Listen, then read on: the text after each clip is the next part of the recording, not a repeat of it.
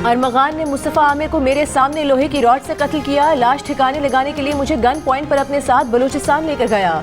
मैं कुछ नहीं कर सकता था। मुस्तफ़ा आमिर कत्ल केस के शरीक मुलजिम शिराज का अदालत में बयान। शिराज ने अदालत में कहा कि वो इस केस का मुलजिम नहीं गवाह है, लेकिन उस पर एतराफ़ी बयान के लिए दबाव डाला जा रहा है। पुलिस ने कहा कि एतराफ़ करोगे तो सजा कम मिलेगी। मुलजिम शिराज के बयान पर अदालत ने तफ्तीशी अफसर की जानिब से शिराज का एतराफ़ी बयान पेश करने की दरख्वास्त मुस्तरद कर दी। अदालत ने तहरीरी हुक्म में कहा कि शिराज की हथकड़ी खुलवाकर जब पुलिस को अदालत से बाहर भेजकर बताया कि उसका तहरीरी बयान उसके खिलाफ इस्तेमाल होगा, तो शिराज ने कहा कि उस पर दौरान हिरासत तशद्दुद किया गया है। अदालत ने 164 का बयान पेश करने की पुलिस की इस्तदा मुस्तरद करते हुए मुलजिम शिराज को इंसदाद दहशतगर्दी अदालत में पेश करने का हुक्म दे दिया।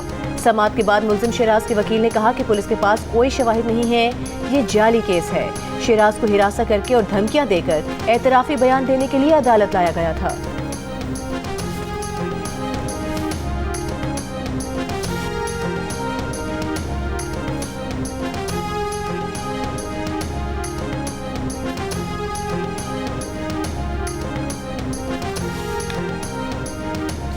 मुस्तफ़ा कत्ल केस के मरकजी मुलजिम अरमगान ने न्यू ईयर नाइट पर पार्टी रखी। पार्टी से कबल एक लड़की अरमगान के बंगले पर आई थी। बातचीत के दौरान तल्ख कलामी होने पर लड़की बंगले से चली गई। अगले रोज मुलजिम अरमगान और मुस्तफ़ा का ज़ाती वजूहात पर झगड़ा हुआ। 5 जनवरी को अरमगान ने उस लड़की और शिराज को बंगले पर बुलाया। लड़की को लोहे की रॉड से तशद्दुद करके जख्मी किया और जाकर इलाज कराने का कहा। लड़की को असलहा दिखाकर कानूनी कार्रवाई से मना किया। मरकजी मुलजिम अरमगान की इंटरोगेशन रिपोर्ट की तफसीलात जियो न्यूज़ ने हासिल कर ली। रिपोर्ट के मुताबिक 6 जनवरी को अरमगान ने शिराज को बंगले पर बुलाया। उसी रात मुस्तफ़ा भी अरमगान के बंगले पर आया। झगड़ा होने पर अरमगान ने मुस्तफ़ा को लोहे की रॉड से मारा। मुस्तफ़ा को उसी की गाड़ी की डिग्गी में डाला और हब ले गए। रात 4:30 बजे हब पहुंचे और गाड़ी पर पेट्रोल छिड़क कर आग लगा दी।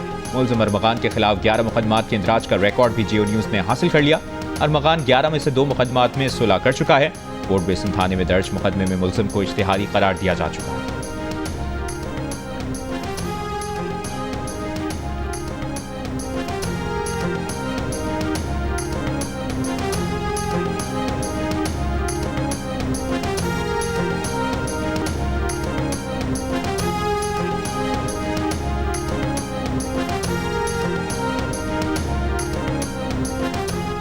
मुल्क में महंगाई की शरह में मजीद कमी। फरवरी में महंगाई की शरह मजीद कम होकर 1.52% पर आ गई। इदारे शुमारियात के मुताबिक जनवरी 2025 में महंगाई की शरह 2.41% थी। जनवरी के मुकाबले में फरवरी में महंगाई की शरह में 0.83% कमी हुई। वजारत खजाना ने फरवरी के लिए महंगाई का तखमीना 2 से 3% के दरमियान लगाया था। वफाकी वज़ीर इत्तलाआत अता तारिर ने कहा है कि कल नून लीग की मखलूत हुकूमत का 1 साल मुकम्मल हो जाएगा। इस 1 साल में महंगाई की शरह 32% से 1.5% पर आ गई है। मुल्क में महंगाई की शरह 9 साल में कम तरीन है। वज़ीर आज़म ने कहा कि महंगाई में कमी के लिए मजीद मेहनत करें। जब इक़्तिदार संभाला मुल्क डिफॉल्ट के दहाने पर था। वज़ीर आज़म की क़यादत में मुल्क की तरक्की के फैसले किए गए। आज मईशत इस्तेहकाम की जानिब गामज़न है। बहुत से लोगों ने शर्तें लगा रखी थी कि मईशत नहीं संभलेगी। एक सियासी जमात ने पाकिस्तान के खिलाफ IMF को खतूत लिखे। डिफॉल्ट की शर्तें लगाने वाले आज खुद इंतशार के शिकार हैं। उनकी पार्टी तकसीम का शिकार है।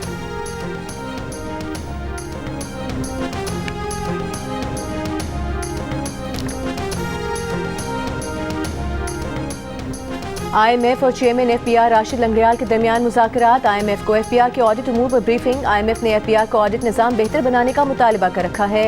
इससे पहले नेथन पोर्टर की क़यादत में पाकिस्तान पहुंचने वाले IMF ने सेक्रेटरी खजाना से मुलाकात की। IMF वज़ारत खजाना, पावर डिवीजन और स्टेट बैंक हुकाम से भी मुज़ाकरात करेगा।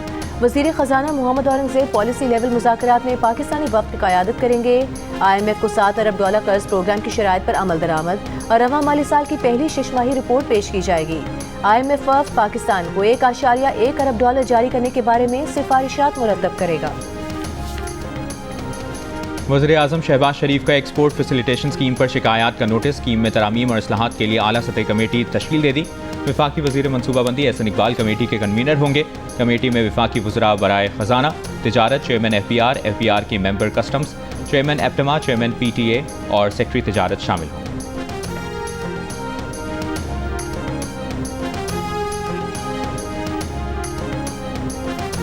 पेम्स अस्पताल के 4 डॉक्टर्स पर मुश्तमिल टीम का अडियाला जेल में बानी PTI का आधे घंटे तक तिब्बी मुआयना। जेल सराय के मुताबिक डॉक्टरों ने बानी PTI को कुछ दवाइयां तजवीज़ की हैं। बानी PTI के कानों के तिब्बी मुआयने के लिए डॉक्टरों की टीम अडियाला जेल पहुंची थी।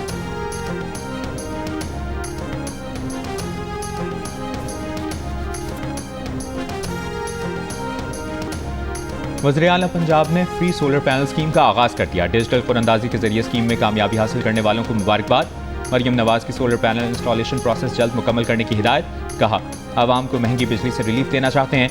वज़ीर आला पंजाब को ब्रीफिंग में बताया गया कि स्कीम के तहत एक साल में 94,483 सोलर सिस्टम लगाए जाएंगे। माहाना 100 से 200 यूनिट इस्तेमाल करने वाले सार्फिन के लिए मुफ्त सोलर सिस्टम इंस्टॉल किया जाएगा।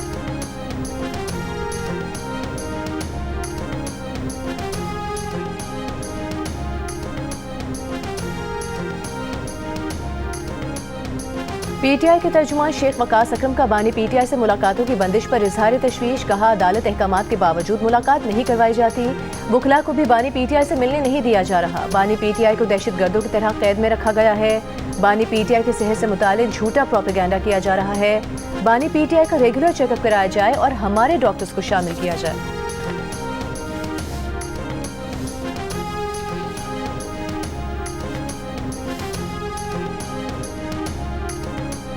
वफाकी वज़ीर ओवैस लगारी की पावर सेक्टर रिफॉर्म्स पर इंटरनेशनल डेवलपमेंट पार्टनर्स के साथ मीटिंग। ओवैस लगारी ने कहा कि IPPs के साथ मुज़ाकरात आज़ाद, मुनसिफाना और शफाफ हैं।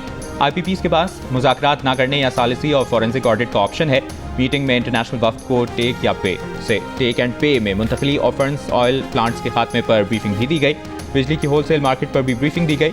ओवैस लगारी ने कहा कि हुकूमत 5 से 8 साल में गर्दिशी कर्जे के खात्मे के लिए रोड मैप देगी। हुकूमत नेट मीटरिंग की रैशनलाइजेशन करने जा रही है। ओवैस लगारी ने कहा, हुकूमत अब मजीद बिजली नहीं खरीदेगी।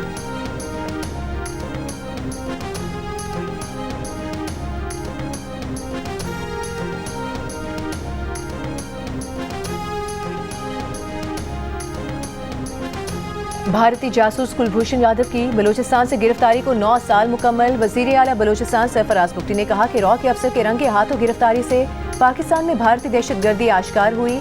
बासलाहियत और बहादुर पाकिस्तानी खुफिया एजेंसियों ने भारतीय मजमूम मकासद खाक में मिला दिए।